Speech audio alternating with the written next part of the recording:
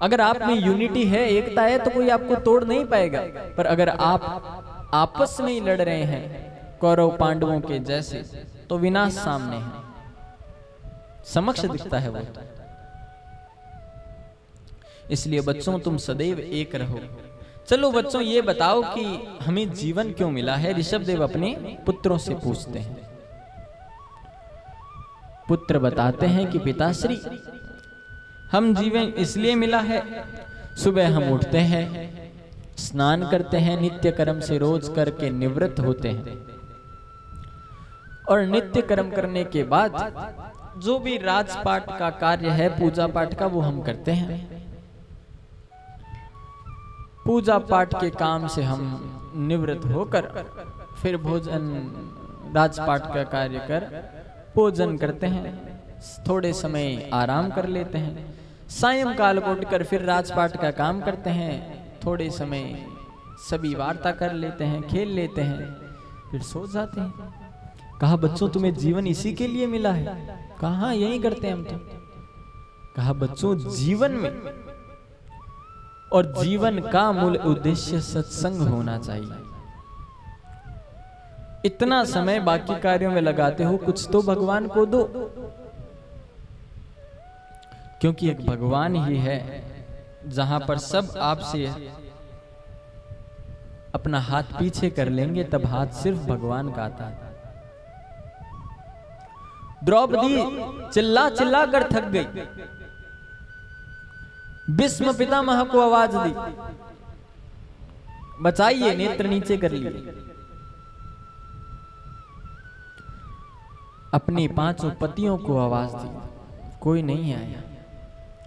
अंत में सोचा मैं अपनी रक्षा कर सकती हूं, नहीं बचा पाई तो हाथ उठाकर मेरे गोविंद को आवाज लगाई, और उसी क्षण मेरे गोविंद ने कृपा कर दी। साड़ी बीच नारी है कि नारी बीच सारी है? नारी ही सारी है या सारी ही नारी है? कि वह नारी पूरी साड़ी में लद गई थी। अब साड़ी के अंदर नारी थी या नारी के अंदर साड़ी, पता नहीं चल रहा था। ऐसी भगवान ने कृपा की। दुष्ट दुशासन थक गया साड़ी खींचते खींचते, पर उतार न पाए। वो यह काम शुरू में भी तो कर सकती थी, पर चोट थोड़ी देरी से लगती है। जब अपने हाथ खड़ा कर देते हैं, मित्र हाथ खड़ा कर देते हैं, तब अंत में भगवान याद आते हैं। तो उनको याद पहले ही कर लो, भगवान को अपने पास पहले ही रख लो, दूसरों को पास बुलाने की जरूरत नहीं पड़ेगी।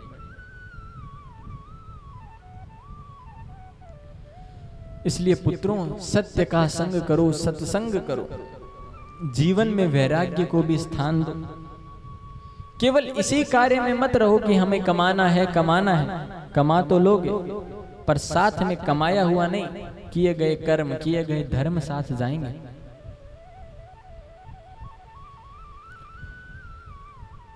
केवल राजपाट के कार्य में मत रहो, भजन भी करो।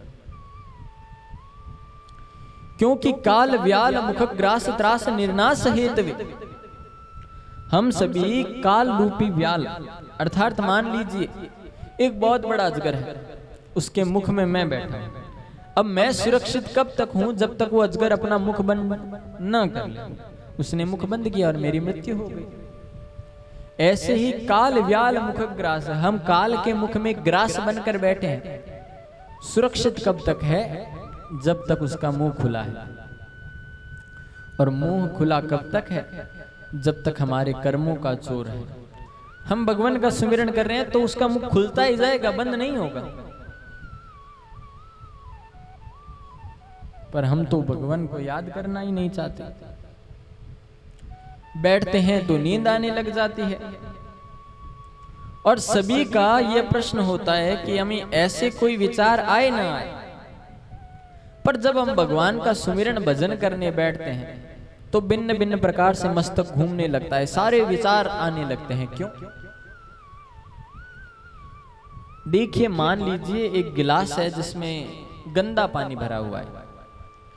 अब मुझे उस गिलास में से या उस बोतल में से बिना हाथ लगाए उस गंदे पानी को निकालना है तो कैसे निकाल पाऊंगा?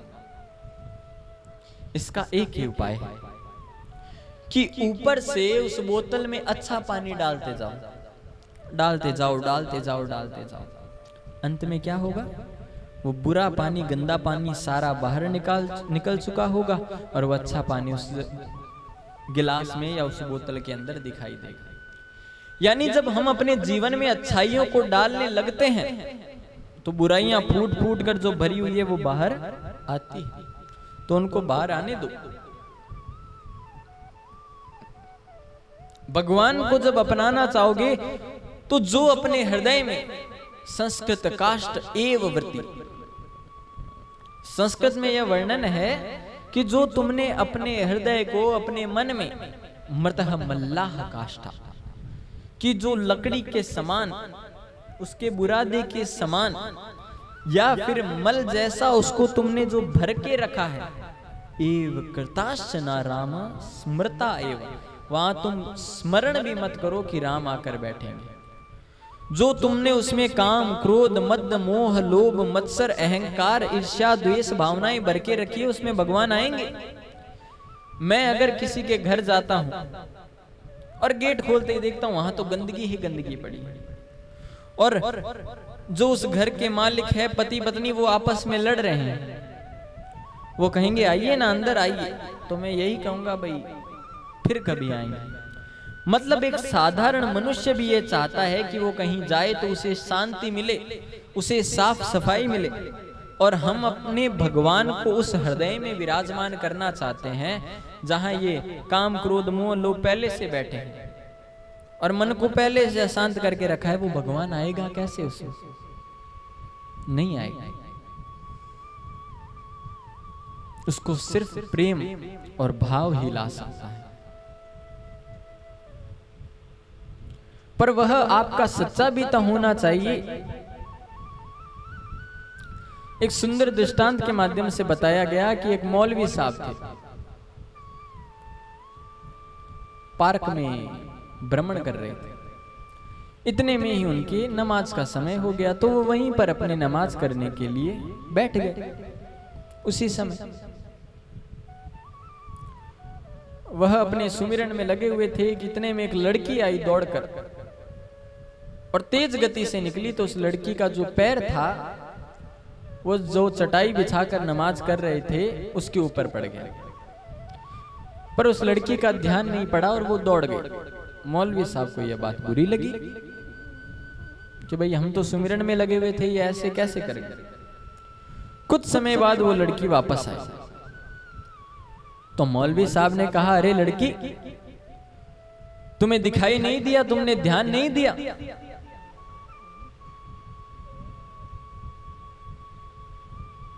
कि मैं इस समय अपनी नमाज अदा करने में लगा हुआ था और तुम मेरी चटाई के ऊपर पैर रखकर चली गई।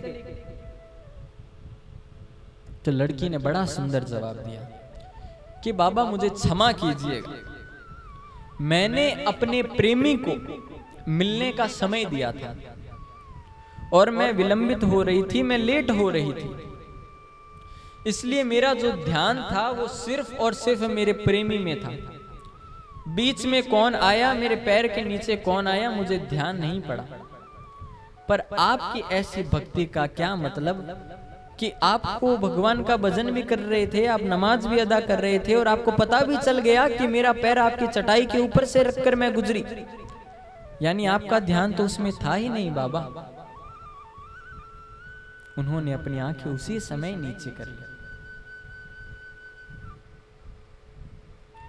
कि मैंने अपने प्रेमी को समय दिया, तो मेरे मन में यही विचार चल रहा था कि मैं लेट ना हो जाऊं, मुझे समय से पहुंचना है, हाथों हाथ पहुंचना है। और आप रोज सुमिरन करते हो, उसके प्रति आप अपना ध्यान लगाते हो, फिर भी आप ध्यान नहीं लगा पाए उसमें और मेरे ऊपर आपका ध्यान पड़ गया बाबा। यानी हम अपना ध्यान, अपना भाव, अपने विचार ही तो नहीं जोड़ पाते एकाग्रता से। वो 15 जगह फंट जाते हैं, फंटने दो उनको, पर अपने अंदर इतना सुमिरन अच्छाई डालते जाओ कि वो कितने भी फट जाए आपको कोई फर्क न पड़े।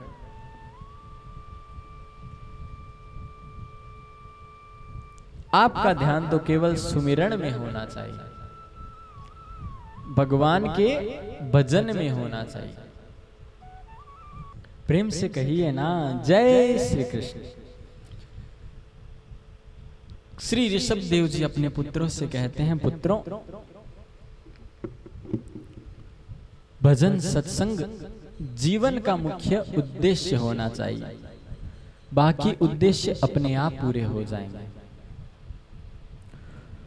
फिर तुम्हें चिंता की आवश्यकता नहीं है, सारे उद्देश्य अपने आप पूरे हो जाएंगे। यह सुंदर बात ऋषभ देव ने अपने पुत्रों को बताया तो वर्णन आता है कि 89 पुत्र उसी समय विरक्त हो गए।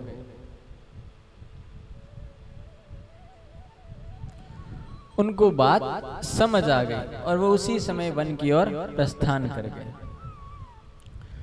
बड़े ही बड़े पुत्र भरत को राज्याभिषिक्त किया गया, बिठाया गया है राज्य गद्दी पर और कहा कि अब मेरी भी उम्र हो चली है तो मैं भी चलता। ऋषभ देव जी स्वयं भजन करने की चाह से निकल गए, पर भजन के लिए पहली व्यवस्था है एकांत। अकेले हो गए तभी करोगे, सभी तो बीच में बार बार बात करते रहेंगे, पूछते रहेंगे, तो कैसे करोगे? तो दिमाग लगाया, सोचने लगे और विचार करते करते जड़ हमारे श्री ऋषभ देव जी एक स्थान पर जाकर बैठ गए। अकेले में अपने भजन करने लगे, सुमिरन करने लगे। पर लोगों को तो यही चाहिए। आज शहर में नया बाबा दिखाई दिया है, चलो। लोगों ने कहा, बात आपको पता है, एक क्षण लगती है, इधर की उधर होते हुए तिल का पहाड़ होते, अरे बहुत नामचीन बाबा है, चलो पूछ के आते हैं। पहुंचने लगे, सभी धीरे धीरे धीरे पहुंचने लगे वहां पर। अब बाबा के पास सभी पहुंचे और कहे, ये हमारी बात नहीं सुनते, ये हमारी मानते ही नहीं है, इनकी फैक्ट्री चलती ही नहीं है, हमारे घर में ये काम नहीं होता। ऋषभ देव जी ने कहा, भाई हमसे पूछना है तो ये पूछो कि कृष्ण कैसे मिले, भजन कैसे करें, प्रकार क्या है, ये हम बता देंगे। ये पति पत्नी ये मामले हमें ज्ञात नहीं। अब लोग तो और आने लगे, कहा बाबा चमत्कारी है, जानबूझकर नहीं बोलता। तो अगले दिन ऋषभ देव जी ने मुख में पत्थर डाल लिए और सारी अपने नित्य क्रिया कर्म वहीं त्यागने लगे, सब त्याग दिया। स्नान करना इत्यादि, दान पुण्य करना सब त्याग दिया। अब लोग आए, देखा रे कैसा बाबा है, मुंह खोलकर दिखाया तो मुंह में पत्थर। नित्य कर्म छोड़ दिए करने, तो अलग ही दिख रहे थे। तो लोगों ने कहा, रे कैसा बाबा है, नहाता नहीं है, ना कोई अच्छा नित्य कर्म कर रहा है। अब तो ये धीरे धीरे सबने आना छोड़ दिया। ऋषभ देव जी ने कहा, बड़ा अच्छा हुआ, अब हम अपने आराम से भक्ति करेंगे, आनंद से भजन करेंगे अब हम। और वो अपनी भक्ति करने में लग। इधर भरत ने सोचा कि मेरे पिता कितने अच्छे थे और मेरे 89 भाइयों को भी बात समझ आ गई, मुझे ही नहीं आई इतना समय होने के उपरांत भी। मुझे भी भजन के लिए जाना चाहिए, क्योंकि भक्तजनों ये जीवन हमारा क्षण भंगुर है। क्षण भंगुर जीवन की कलिका, कल प्रातः समय खिली न खिली। मलया चल की सूचल शीतल गंध समीर चली न चली। कली काल कुठार लिए फिर तन नम्र चोट झिली न झिली। हरि रसना ले ले हरि नाम, अंत समय में हिले नहीं। कि जीवन क्षण भंगुर है, इसकी कली कल प्रातः खिल पाएगी नहीं पाएगी कोई श्योर नहीं है। कोई जरूरी नहीं है, क्योंकि कली काल जो है वो कुठार लिए फिर रहा है, वह हमें चोट देने को तैयार बैठा है। तन नम्र चोट झेले ना झेले, कि वो चोट देने के लिए तैयार है, उसके द्वारा दी गई चोट हम झेल पाएंगे या नहीं, पक्का नहीं। अरि रसना ले ले हरि नाम, अंत समय में हिले ना हिले। तो कहा रे रसना अब हरि का नाम ले ले, अंत समय में तू हिल पाएगी या नहीं कोई पक्का नहीं, क्योंकि अगर अभ्यास ही नहीं होगा तो तुम वो काम कैसे करोगे। कार्य अभ्यास मांगता है। हमारी आदत होती है कि हमने कोई काम शुरुआत किया, थोड़े बहुत भी उसमें हमें वैसा फल मिला नहीं जैसा हम चाहते हैं, हमने छोड़ दिया काम, हम थक गए, हम दुखित हो गए। अरे समय पर मिलेगा और उतना समय देना भी पड़ेगा, तब ही मिलेगा।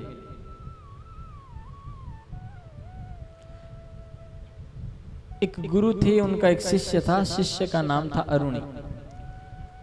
थोड़ा बुद्धि थी पर ध्यान कम देता था पढ़ाई में। उस समय गुरुकुल थे, तो गुरुजी के यहाँ पर पढ़ने घर वालों ने भेजा। गुरुजी सिखाते सिखाते थक गए पर चेला सीख नहीं पाए। शायद शिष्य का मन ही नहीं था सीखने का। गुरुजी थक गए। आज शिष्य ने कहा अब हम नहीं रह पाएंगे।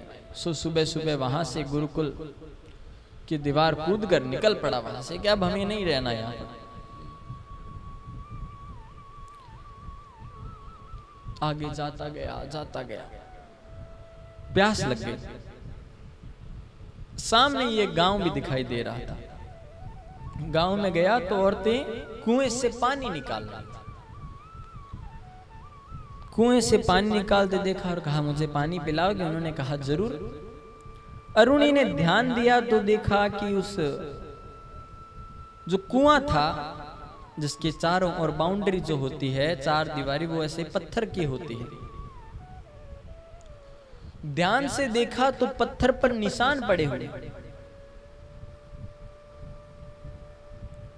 तो उसने उन औरतों से पूछा कि ये निशान किसका है? तो वो हंसने लगी कि तुम्हें पता नहीं है? उसने कहा नहीं,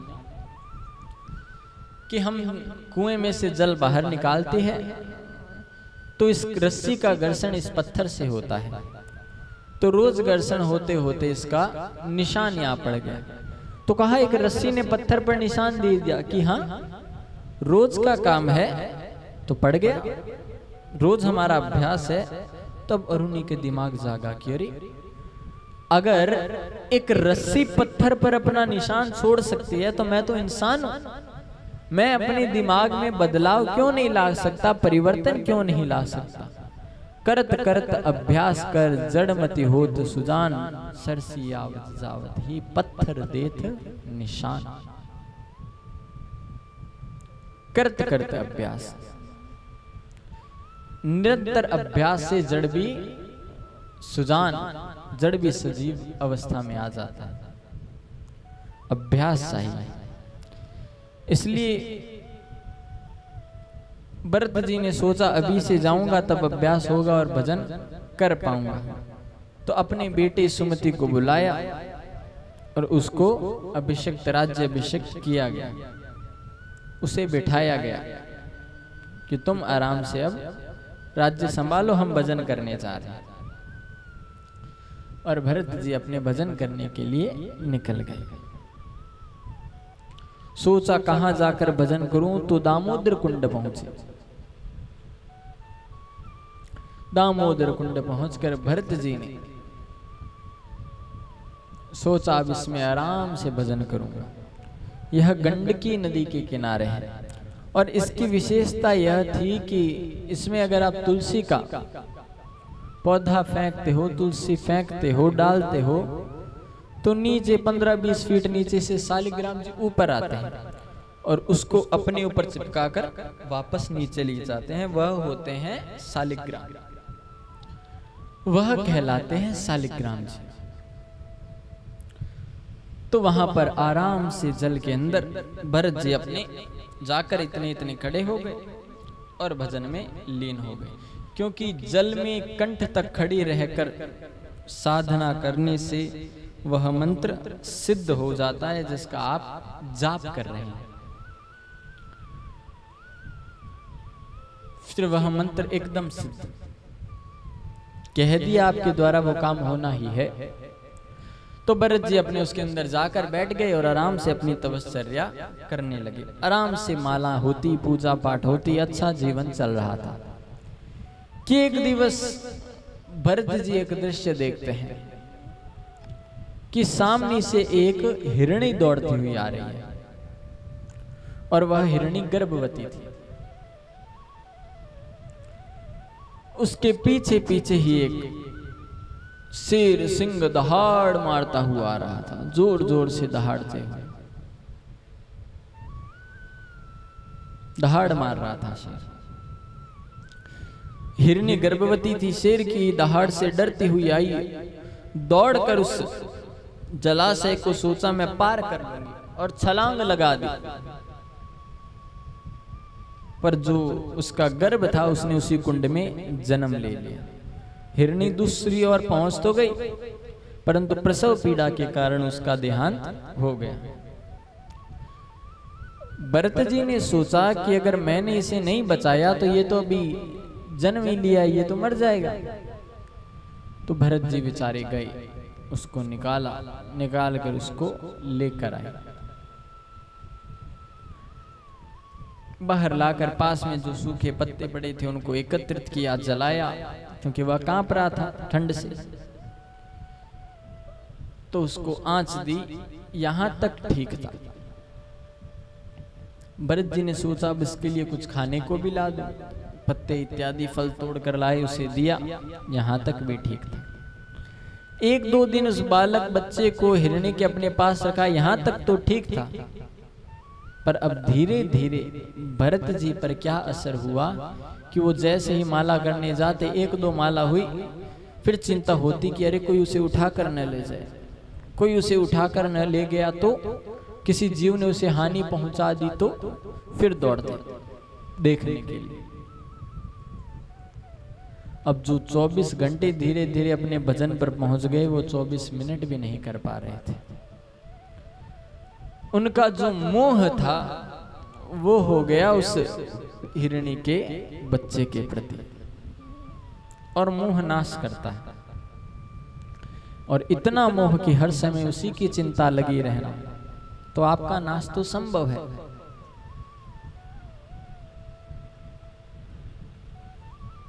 पर इसका भरत जी को परिणाम भी पता था। अब क्या हुआ कि भरत जी उसी की चिंता में रहते तो उनके माला पूजा पाठ सब दूर हो गए, सब भूल गए। हर समय उस हिरनी के बच्चे की चिंता, उसने खाना खाया क्या, उसको कुछ खिला दूं, वह अभी कैसे। एक दिन क्या हुआ कि हिरणों की टोली आई, वो हिरनी का बच्चा उनके साथ में चला गया। अब भरत जी को और ज्यादा चिंता हो गई। अब वही वह क्या कर रहा होगा, उसने पानी पिया होगा या नहीं, उसने भोजन किया होगा या नहीं, कोई जीव उसको मार ना दे, कोई उसे चोट ना पहुंचा दे। वह बेचारा भी भोला है, वह छोटा है, हर समय उसी की चिंता। परिणाम ये हुआ कि अंत समय में भरत जी को कुछ याद नहीं था, केवल वही याद था। और उसको याद करते करते मरे। इसलिए अगला जन्म मिला है हिरण का ही।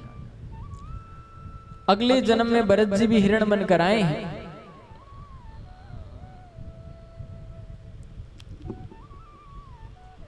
और सभी हिरणों से अलग रहते, भोजन करते ही नहीं, कई बार तो सूखी घास खाते। और सभी से अलग रहते। इस अवस्था में भी उनको अपना पहला जन्म याद था।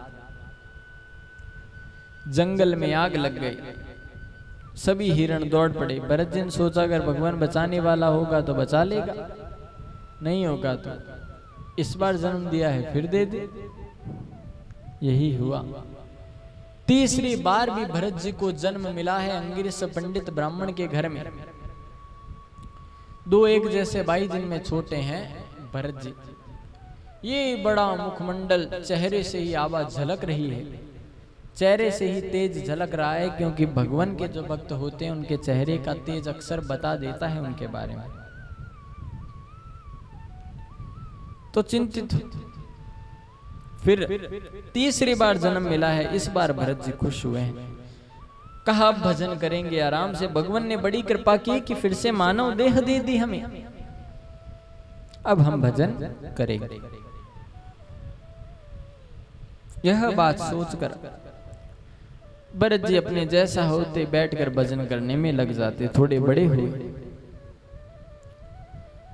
तो पिता ने कहा बेटे ये लो गायत्री मंत्र है, इसे याद करके मुझे आज सुना देना। याद था ही, करना किसे था। कहा ठीक है। और भरत जी ने वो मंत्र 2 महीने तक नहीं सुनाया। अपने पिता को याद कर 2 महीने तक नहीं सुनाया। पिता ने कहा ये तो जड़ है, इसे कुछ समझ ही नहीं आता कि मैं क्या कह रहा हूं, क्या करना चाहता हूं। ये तो जीता ही जड़ के समान है। तो नाम पड़ गया जड़ भरत। अब भरत जी ने ऐसा इसलिए किया कि अगर मैं आज इनको यह याद करके सुना दूंगा